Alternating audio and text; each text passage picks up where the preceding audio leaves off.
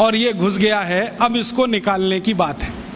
ये निकलेगा नहीं वायरस तब तक इस देश की चिकित्सा पद्धति वैकल्पिक रहेगी और बाहर से आई हुई मुख्य हो जाएगी। इस वायरस को निकालना है, वो हम सबको। कैसे निकालें?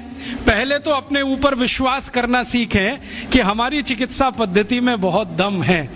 इसके दम के कुछ उदाहरण बताता हूं। जो भगवान राम के भाई लक्ष्मण बेहोश हो गए और सुषेण ने जब नाड़ी देखी, ये तो गया, अब बचने की कोई संभावना नहीं, तब हनुमान जी को कहा जाके लाओ जल्दी से, मैं कुछ देर तो जीवन बचा सकता हूं, बाकी आगे की गारंटी नहीं है। हनुमान जी गए, संजीवनी बूटी लेके आए और सुषेण ने संजीवनी सूंघाई, खिलाई नहीं, सूंघाई, और लक्ष्मण जीवित हो गए। तो कोई तो है दम भाई, ऐसा तो नहीं है सूंघने मात्र से वो जीवित हो गए। हम तो ये महाभारत की कहानी देखते हैं, युद्ध चला है और आप जानते हैं भयंकर युद्ध चला है। भारत के पिछले हजारों साल के इतिहास में सबसे भयंकर युद्ध हुआ है तो महाभारत का युद्ध हुआ है, जिसमें थोड़े बहुत नहीं लाखों लोग मारे गए। लेकिन उस युद्ध में बार बार हमें यह पता चलता है कि सवेरे से शाम तक युद्ध होता है, रात को सभी पालों के वैद्य अपने अपने घायल सैनिकों के घावों पर मरहम लगा रहे हैं, लेपन कर रहे हैं, और अगले दिन वो फिर युद्ध के लिए तैयार हो रहे हैं। ऐसी कौन सी चिकित्सा पद्धति दुनिया में है जो 12 घंटे में आदमी को लड़ने के लिए तैयार कर दे? और महाभारत की ऐसी एक नहीं सैकड़ों कहानियां, उसमें से तो एक कहानी मैं बताता हूं। कौरवों की कहानी जानते हो? 100 थे, एक माता के 100 पुत्र कैसे हो गए?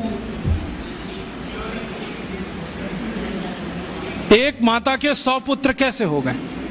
और अद्भुत बात जो समझने की है, वो 100 के 100 सभी पुत्र एक जैसे, ऊंचाई में एक जैसे, चौड़ाई में एक जैसे, लंबाई सबकी बराबर, हाथों की लंबाई बराबर, शरीर सबका एक जैसा, चेहरा सबका एक जैसा। बड़ा मुश्किल पहचानना। तो ये तो भाई कोई क्लोनिंग हुआ हो तभी संभव है, वरना कैसे संभव है? अभी तो हम प्राकृतिक तरीके से जानते हैं कि 2 ट्विंस भी पैदा हो जाएं तो एक जैसे नहीं होते, लेकिन कौरव तो सबके सब एक जैसे। तो शायद उस समय कोई बड़े महान चिकित्सक रहे हों जिन्होंने गांधारी के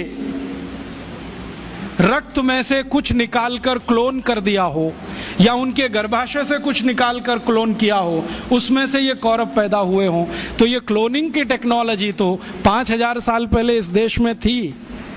यूरोप तो अभी जान रहा है इसको, और यूरोप अभी तक भेड़ बकरियों पर प्रयोग कर रहा है, यहां तो आदमियों पर प्रयोग 5000 साल पहले हुआ। तो कोई तो दम होगा इसमें। हमारे सुश्रुत संहिता को आप जानते ही हैं, आप में से शायद किसी ने पढ़ा होगा, नहीं पढ़ा तो जरूर पढ़िए। सुश्रुत संहिता में बहुत साल से पढ़ता रहता हूं। हालांकि मेरा विषय तो इलेक्ट्रॉनिक्स है, लेकिन मुझे इसमें इंटरेस्ट है। जब जब मैं सुश्रुत संहिता पढ़ता हूं, माइक्रो लेवल पे जब जाओ तो इतने तरह के उपकरणों के वर्णन उसमें हैं, इतने तरह के उपकरणों के वर्णन है सर्जरी करने के लिए, क्या आश्चर्य होता है। अगर सुश्रुत संहिता से एक एक उपकरण को निकालकर लिस्ट बना दी जाए तो आज के आधुनिक सर्जरी में जितने उपकरण हैं उससे कम नहीं है। और उन उपकरणों को बनाने के लिए जो इस्तेमाल होने वाला मेटल है, फौलाद कहिए, वो सिर्फ आयरन नहीं है, ऐसा मेटल इस्तेमाल है जिसमें 7 धातुएं हैं ताकि उसमें जंग न लगे। और आज के जितने भी अच्छे से अच्छे सर्जरी के उपकरण भारत में हैं, सभी में जंग लगती है, लेकिन सुश्रुत के उपकरणों में जंग नहीं है। तो इतने तरह के उपकरण उस जमाने में बनते थे। सुश्रुत का समय तो कोई आज का नहीं है, कम से कम 3500 साल का है। उस समय अगर ऐसे उपकरण बनते थे तो कोई तो दम होगा इस देश की चिकित्सा व्यवस्था में, ऐसे तो नहीं है।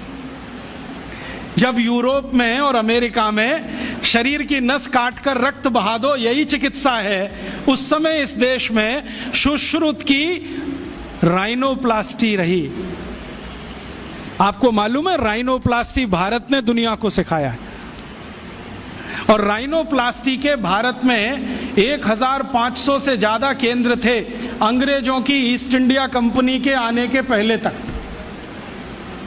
उनके स्थान और पूरे वर्णन मेरे पास है और अंग्रेजों के दस्तावेज में से निकाले हुए हैं। भारत में सबसे बड़ा राइनोप्लास्टी का केंद्र था कांगड़ा। कांगड़ा कहाँ है? शिमला के आगे, हिमाचल में। और कांगड़ा और उसके आसपास में 700 केंद्र थे जो राइनोप्लास्टी सिखाते थे। दक्षिण में जबरदस्त